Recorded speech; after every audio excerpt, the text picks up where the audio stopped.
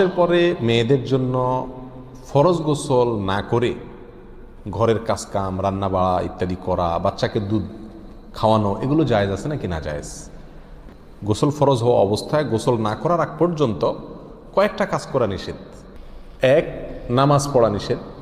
2, তওয়াফ করা নিষেধ। 3, মসজিদে অবস্থান করা নিষেধ। 4, কোরআন স্পর্শ করা নিষেধ। 5, কোরআন পড়া নিষেধ। এই 5টি কাজ ছাড়া আর কোনো কাজ কিনা নিষেধ না। অতএব সহবাসের পরে কোনো মেয়ে, কোনো মহিলা তিনি যদি গোসল না করে, ফরজ গোসল না করে তিনি যদি কি করেন, গৃহস্থলীর কাজকাম করেন, রান্না বাড়া করেন, অন্য কাজকাম করেন, বাচ্চাকে দুধ খাওয়ান, এগুলো এই 5টি নিষিদ্ধ কাজের আওতায় যেহেতু নাই, অতএব সেটা জায়েজ আছে। আমাদের দেশে যত কঠোরতা সব মেয়েদের উপরে, ছেলেদের উপরে নাই। ছেলে গোসল ফরজ হয়েছে, 2-4 ঘন্টা শুয়ে রয়েছে বা এমনকি হাঁটাহাঁটি করছে, তাকে তেমন কেউ কিছু বলে না। সমস্ত চাপগুলা মেয়েদের উপরে। আর এই ফতোয়াগুলা মেয়েদের উপরে, ফতোয়াগুলা দেয়ও বেশিরভাগ মেয়েরাই। কথার কথা, ননদ আছে, শাশুড়ি আছে বা অন্য কেউ আছে বা জাল আছে, তো তারা খোঁচাইতে শুরু করে যে গোসল না করে বাচ্চাকে দুধ খাওয়াচ্ছে। কোনো বাচ্চা কাঁদতে কাঁদতে মরে যায় কিন্তু দুধ খাওয়ায় না, কেন? কারণ গোসল করে নাই। তো এগুলো না জানার কারণে হয়েছে। ফরজ গোসল না করে 5টি কাজ করা নিষেধ, এর বাইরে আর কোনো কাজ নিষিদ্ধ না।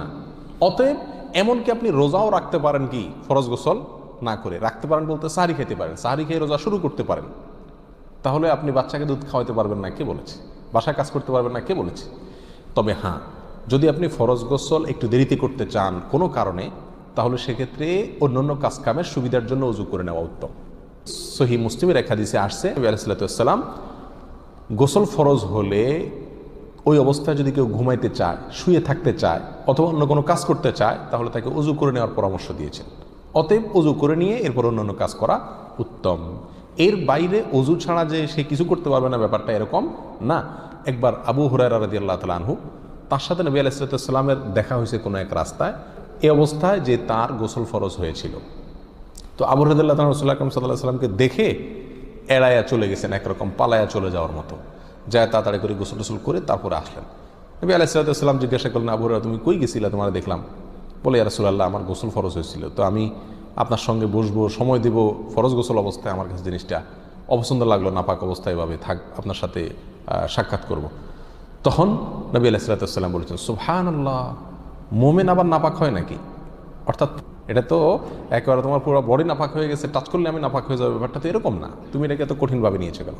তাহলে এই সব হাদিসগুলোকে সামনে রাখলে মোটামুটি পরিষ্কার হয়ে যায়।